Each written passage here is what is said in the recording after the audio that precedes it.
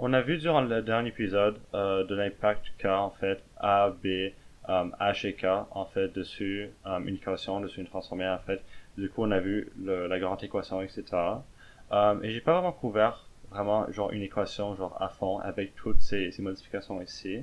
En fait, avec les démos que j'ai fait, en fait, j'ai montré genre la différence que fait genre seulement H, ou seulement K, ou seulement A, ou seulement B. Qu'est-ce qui arrive quand en fait on les fait tout d'un coup? J'ai amené mon petit programme de Desmos ici avec moi là. Et en fait, c'est bien ici parce qu'en fait Desmos, ouais, j'ai mentionné ça auparavant, mais c'est super utile pour faire pour mettre des équations et du coup ça le montrera pour vous. Bref, ça c'est une équation, bien sûr celle que, en fait j'ai oublié de caler ici. Mais bref, ça c'est l'équation ici. Bien sûr, ça c'est une fonction racine carrée. Alors du coup, quand c'est 1, c'est racine de 1 qui fait 1 aussi, etc. Bref, très simple en général. Mais qu'est-ce qui arrive si on change le cas? Alors du coup, si on change le cas ici, moi en fait j'ai le droit de bouger ça à droite et à gauche. Si je bouge ça à droite, ça augmente. Alors du coup, si je fais k est égal à 4 par exemple, du coup je commencerai à 4. Alors du coup, on a fait un bond de 4 en haut, etc. Je peux faire ça en bas. Ouais, c'est ça. On peut faire ça tant ce qu'on veut là. Bref, c'est ça pour K, alors je peux laisser ça, bon, je peux remettre ça à 0. H, encore même idée. Ensuite, on a vu par rapport, ensuite, on a vu par rapport à H, en fait, H, encore une fois, c'est une transformation au déplacement horizontal. Alors, du coup, on a vu que si H est plus grand que 0, ça bougera vers la droite, et c'est effectivement qu'est-ce qui arrive. Comme ça, alors, du coup, si H c'est 7, par exemple, 7 ici, ça commencera à 7, parce que ça va bouger 7 de à la droite, etc. Vice versa pour ça. Alors, je peux remettre ça ici. A, on a vu que c'était une élongation verticale de rapport de le nombre actuel. Alors, du coup, si j'augmente ça, en fait, on verra que encore, ouais, c'est ça. C'est en fait, si par exemple, on est à 1, ici, on est à 2, ici, on est à 1, etc. En fait, si on double ça, en fait, ici, on sera à 2, ici, on sera à 4, et du coup, on continue à genre doubler les valeurs, etc. Même chose avec B, même idée avec B. C'est par rapport à comment condenser le graphique. Alors, du coup, si le plus grand que B est le plus condensé, comme je viens de me dire moi, que le graphique ça sera. Alors, du coup, voilà, c'est plus genre condensé. C'est plus facile à voir sur d'autres graphiques tels qu'une parabole, etc. Mais un peu la même idée pour racine carrée. Et bien sûr, par rapport aux réflexions, on a vu que si on a une réflexion sur le A, ça fait en sorte qu'il y ait une réflexion par rapport à l'axe des X. Alors du coup, genre une réflexion genre verticale. Alors du coup, comme on peut le voir, c'est effectivement qu'est-ce qui arrive. Comme ça là. Et finalement, par rapport à B, encore c'est réflexion par rapport à l'axe des Y ou réflexion horizontale. Alors du coup, ça veut dire que en fait, ça sera comme ça. Voilà, tout simplement. Et c'est tout par rapport à ça. Aussi, relation intéressante, si on met à 0, en fait, ça serait 0 parce qu'en fait, c'est toute genre une multiplication ici qui fait en sorte que si A ou B est 0, en fait, tout le truc qui serait 0, alors du coup, ce sera le ça. Le seul chiffre qui sera pas affecté, ça sera K, alors du coup, si je mets B à 0 et si je bouge K, en fait, tout le truc, il bougera avec. Même idée si au lieu de B, j'ai A, alors si A c'est 0, encore une fois, on a même idée. On peut légèrement différent là, mais bref, c'est l'essentiel. Alors, alors, comme alors bien sûr, ça c'est la démo que nous fait Desmos, mais si on vous demande sur un test comment est-ce qu'on effectue cette transformation, bien sûr on vous donnera pas Desmos pour faire ça. Alors comment réellement est-ce que on a une équation et on prend les variables de A, B, H, K et en fait on les met sur un graphique. Alors comment est-ce qu'on fait ça? Euh, il y a deux façons de faire ça. Premièrement, il y a la méthode 1 qui est graphiquement. Alors, c'est plutôt genre, on prend chaque différente transformation, genre A, B, H, K, et on fait une transformation à la fois. Alors, du coup, premièrement, par exemple, si le A, ça serait une élongation de, je sais pas, de rapport 2, en fait, on prendrait l'équation de base et on ferait, genre, on doublerait les valeurs de Y. Ensuite, on ferait le truc pour B. Ensuite, on ferait les réflexions. Ensuite, on ferait H. Ensuite, on ferait K. Alors, c'est une manière genre, plus simple en général, je crois. Ça aide à visualiser, etc. Mais, et en fait, wow, ça s'appelle BERT parce que c'est de l'ordre, je crois, là. Mais bref, en fin de compte, je vous suggère fortement de ne pas l'utiliser parce que, oui, je vous suggère de le faire genre une fois, etc. pour juste comprendre comment les transformations, elles fonctionnent ou elles font leurs affaires en général. Mais sur un test où on vous donne genre 1h15 minutes ou 45 minutes, je sais pas, pour faire un test, vous n'allez pas commencer à faire une transformation à la fois. C'est ce que moi j'ai fait et je vous le dis d'expérience personnelle, ne faites pas ça. Ça vous prend une éternité, c'est infernal, vous n'allez pas réussir à finir votre test. Alors, vous utilisez en fait méthode 2 qui est par rapport à la règle de correspondance. En fait, c'est quoi la règle de correspondance? En fait, c'est en utilisant un tableau de valeurs de la fonction mère. Alors, par exemple, si on a une fonction de je sais pas comment long, en fait, sa fonction mère serait genre y est égal à racine carrée ou y est égal à, je sais pas, x à la 2. En fait, les fonctions mères, c'est en fait pas de a, pas de b, pas de h, pas de k, etc. En fait, bref, en utilisant un tableau de valeurs de la fonction mère ou initiale, on peut déterminer les nouvelles coordonnées avec la notation symbolique. Et en fait, la notation symbolique, c'est quoi? C'est, au lieu de prendre x et y, qui seraient genre ces valeurs de base ici, qui serait très simple, en fait, on modifie ça pour inclure a, b, h, k. Alors du coup, notation symbolique, en fait, elle s'écrit comme ça. X divisé par b, pas ça, désolé, moins h, en fait, et alors ça c'est pour x. Après, bien sûr, le déplacement horizontal et l'élongation horizontale aussi. Ensuite, pour AY, on a AY ou A fois Y plus K. Alors, bien sûr, ça me fait une idée.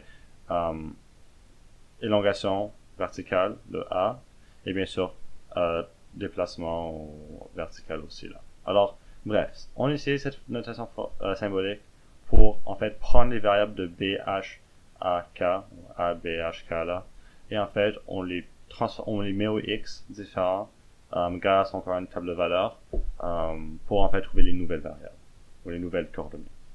Alors bref, beaucoup d'informations. Et alors je vais passer à travers les étapes parce que c'est pas évident de savoir qu'est-ce qu'on fait réellement avec ça. Première étape, c'est en fait de trouver A, B, H, K dans l'équation. Alors on vous donne une équation dans le test là. On vous dit c'est quoi A, B, H, K. En fait, on vous dit genre remettez ou dessinez le graphique là. Mais en fait, première étape, ce serait de déterminer c'est quoi A, B, H, K, les facteurs qui font en sorte que ce graphique il soit ou les caractéristiques un peu de l'équation. Alors A, c'est quoi? A, bien sûr, c'est ce nombre ici, parce que c'est la position de A. Alors du coup, on met tout simplement 3. B, comme on le voit ici, c'est tout simplement B ici, c'est la position de B. Alors du coup, on met moins, mauvaise couleur, on met moins 2, comme ça. H, comme on le voit ici, c'est 3 ici. Faites gaffe par exemple parce que dans l'équation symbolique, en fait, l'équation de base, elle serait plutôt genre y est égal à a racine carrée de b x moins h plus k, ou pas comme ça, plus k. Et le fait que ça soit plus 3 veut dire qu'en fait, h ici, il a dû être moins 3. Parce que bien sûr, x moins quelque chose, ça fait plus 3. Alors du coup, en fait, c'est pas 3, c'est moins 3. Parce que, encore une fois, c'est moins, ça fait plus. C'est pour qu'on est arrivé ici. Alors du coup, en fait, ça c'est moins 3. Alors, prendre la pratique, mais bref, ça devrait être assez simple. Et finalement, par rapport à 4, tout simplement, c'est juste ici, à la fin de l'équation. Et c'est juste, voilà. Alors, en fait, c'est juste savoir où est la position de norme pour chaque genre variable et essayer de trouver, et tout simplement attribuer la bonne variable à quoi, etc. Ensuite, bien sûr, on utilise maintenant, bien sûr, après avoir déterminé ça, on utilise la notation symbolique pour changer en fait les coordonnées de la base. Alors, fonction de base, comme je vous disais auparavant, c'est par exemple dans cet exemple-ci, on parle de racine carrée. Alors en fait, c'est une fonction de base de racine de x. Alors ça veut dire que premièrement, il faudrait déterminer les coordonnées pour cette fonction. Alors cette fonction, on a les fonctions de normes pour les racines carrées, on fait toujours 0, 1, 4, 9 parce que évidemment c'est toujours, il n'y a pas de décimaux, c'est parfait genre. Alors premièrement, ça serait les valeurs qu'on nous donne. Quelquefois on fait ça avec 5 aussi, alors du coup le prochain serait 16 et quoi 4 ici. Moi j'ai fait avec 4 parce que voilà, mais c'est ça. Ensuite, après avoir trouvé ça, on utilise l'équation symbolique pour en fait faire les changements. Alors, équation symbolique, encore une fois, ou notation symbolique plutôt, elle a cette forme, comme j'ai fait auparavant. On a en fait les valeurs de A, B, H, K. Alors du coup, on substitue ça ici. Alors, X, ça demeure X. B, on a déterminé que c'était moins 2. Alors, moins 2. H, on a déterminé que c'était moins 3. Alors, moins 3. Virgule, A, c'est 3. Y, c'est toujours Y. Et plus 1, parce qu'on a ça ici. L'équation, elle est un peu en désordre. Alors du coup, on va la réparer un peu là. Le moins, on peut le mettre au dénominateur parce qu'on veut pas, au numérateur parce qu'on veut pas le mettre au dénominateur. Alors du coup, on met ça. Ensuite, plus, ça fait, ou moins, ça fait plus plutôt. Alors du coup, on fait ça. Et 3y plus 1. Tout simplement. Alors c'est ça. Alors ça, c'est la notation symbolique qui est en accord genre avec l'équation qu'on nous a donnée. Et maintenant, c'est tout simplement une histoire de prendre les variables qu'on a, ou les données qu'on a ici, les coordonnées plutôt, parce que ça c'est une coordonnée, ça c'est une coordonnée, etc. Et en fait, appliquer les changements pour trouver les nouvelles coordonnées. Alors du coup, en fait, il y a une erreur ici, désolé, je sais pas pourquoi j'ai mis ça ici. En fait, on prend les valeurs de x. Alors du coup, on prend cette valeur ici, 0, et on la met dans l'équation. Alors du coup, on met 0 ici. Alors du coup, ça fait moins 0 divisé par 2, moins 3. Ça fait 0, ça fait moins 3. Alors du coup, en fait, on a moins 3 ici. Ensuite, on a 1, ça vous donne moins 1 demi, moins 3. Alors du coup, ça vous donne moins 3,5. 4 ici, ça fait 4. Moins 4 divisé par 2 qui fait moins 2. Moins 2, moins 3, ça fait moins 5. Et finalement ici, 9.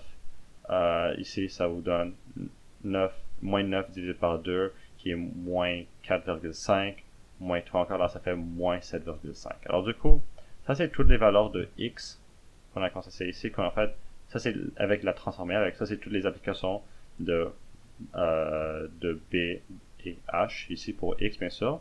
Et en fait, ici on fait le même truc ici avec les valeurs de y. Alors du coup, on fait 0, 3 fois 0 qui est en fait 0 plus 1, alors du coup c'est 1. 3 fois 1 qui fait 3 plus 1, ça fait, qui fait 4. 2 fois 3 qui fait 6 plus 1, ça fait 7. Et 3 fois 3 qui fait 9 plus 1, ça fait 10. Alors c'est essentiellement ça. On a pris les fonctions, les coordonnées de la fonction de base, et en fait on a appliqué les changements grâce à la notation symbolique pour trouver les nouvelles coordonnées. Et c'est ça. Alors du coup, ça fait en sorte que ces variables, on a ces 4 coordonnées ici, la fonction de base de racine de x, qui est cette équation-ci, de base, en fait, ça c'est 4 coordonnées. Alors du coup, on a 0, 0, 0, 0, 1, 1, 4, 2, 3, 9, 3. Alors du coup, c'est exactement ça, 1, 1, 4, 2 et 9, 3 ici. Et en fait, qu'est-ce qu'on a fait, c'est qu'on a pris les variables, ou les coordonnées, et on a effectué les changements. Alors du coup, ce 0, 0 est devenu en moins 3, 1. Alors du coup, il est devenu moins 3 parce que c'est moins 3 ici. Et non, pas moins 1, 1. Alors c'est justement ça. Cette valeur elle est devenue ici, cette valeur elle est devenue ici, cette valeur elle est devenue ici. Et éventuellement, avec les 4 points ici, on peut juste tracer une belle droite, ou pas une belle droite, là, un peu une courbe, genre. Et c'est ça. Et c'est essentiellement qu'est-ce qu'on a fait. Alors du coup, la notation symbolique, ça prend des coordonnées spécifiques. On crée genre on en prend genre 4 ou 5, etc. On trouve la transformée grâce aux modifications apportées par ABHK. Et ensuite, on fait juste dessiner la transformée. Alors du coup, c'est ça. Alors ça, c'est l'essentiel de la notation symbolique, ou en général, la formule ou la méthode de règle de correspondance. Et c'est ça. Alors, simple en général, ça prend de la pratique, mais bref, c'est ça. Aussi, un truc à faire attention, c'est de bien énumérer.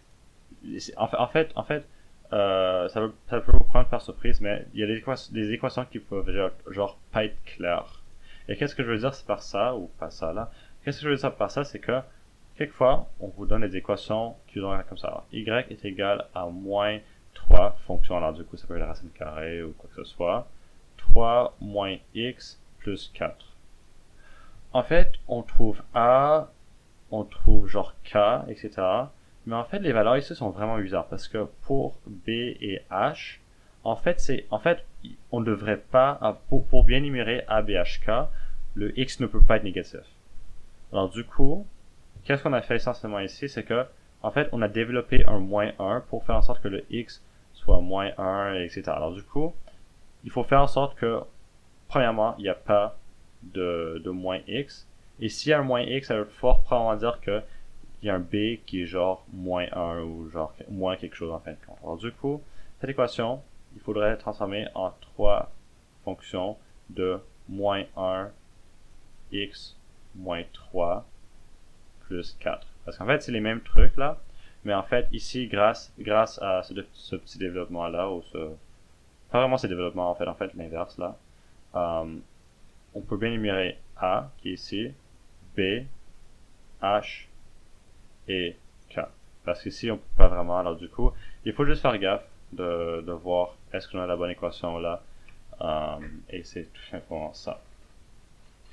On a aussi on a toutes ces transformations en fait, et il faudrait savoir comment nommer ces transformations parce que avec une équation, etc., en fait, on veut que vous nommiez genre les transformations des équations. Alors du coup, avec ces mêmes équations, en fait, il y a un certain ordre et une certaine manière de dire les transformations que je vais vous faire maintenant là. Alors en fait, ordre, quand on énumère les transformations ou genre les caractéristiques d'une équation, on va prendre l'élongation verticale qui est bien sur A, l'élongation horizontale qui est bien sur B, la réflexion par rapport à l'axe des X qui est A, réflexion par rapport à l'axe des Y qui est B, ou si c'est moins B ou moins A, etc. Finalement, on a la translation horizontale qui est H et translation verticale qui est K. Alors dans cet exemple-ci, je vais écrire comment on écrit ça directement. Alors premièrement, l'élongation verticale pour cette équation-ci, ça serait élongation, pas très bonne, mon écriture pas très bonne, verticale de rapport 3. Parce qu'en fait, l'élongation verticale, on parle bien sûr de A là, de rapport 3. Parce que c'est 3 le nom. Tout simplement. Élongation horizontale, en fait, c'est la même idée. Alors, c'est élongation horizontale de rapport. Ici, on exclut le moins parce qu'en fait, on garde le moins pour la réflexion là. Mais en fait, on prend le 2. Et si vous vous rappelez l'épisode passé là, en fait, il y a la règle de 1 sur B pour énumérer les équations, etc. ou genre les transformations. Alors du coup, on met 1 sur B. Du coup, ça devient 1 sur 2 puisque B ici c'est 2 et ça devient une demi. Alors du coup, c'est en fait élongation horizontale de rapport rapport de 3 plutôt de 2, une demi. Tout simplement. Réflexion par rapport à l'axe des X. En fait, c'est exactement la même idée. Est-ce qu'on a réellement une réflexion par rapport à l'axe des X ici? Est-ce que A est négatif? Non, il sait pas. Alors du coup, on n'aurait rien dans ce cas-ci. Alors on dirait tout simplement rien. Réflexion par rapport à l'axe des Y, il y a bel et bien un négatif ou un moins dans B. Alors du coup, ça serait effectivement réflexion par rapport à l'axe des X. C'est littéralement qu'est-ce que j'ai écrit ici. Alors c'est juste ça. Translation horizontale. Translation horizontale, c'est B. Ou non, c'est pas B, c'est H. Et on sait ici que puisque on fait plus quelque chose, on va vers la gauche. Et on sait que c'est 3. Alors du coup, ici on écrit translation... Oh, pas super. Translation de 3 unités vers la gauche. Alors on dit pas translation de moins 3 unités, on dit toujours translation de 3 unités, toujours en nombre positif ici, vers quelle direction, la droite ou la gauche. On fait ça dans la gauche ici parce que c'est plus quelque chose bien sûr. Et finalement, translation verticale, c'est en fait le même truc, ou presque la translation de combien? Une unité vers le haut. Parce qu'on va vers le haut, si c'était moins, on irait vers le bas. Et voilà. Alors du coup, on met ça dans cet ordre ici. Alors on a ça, ça, ça, ça et ça.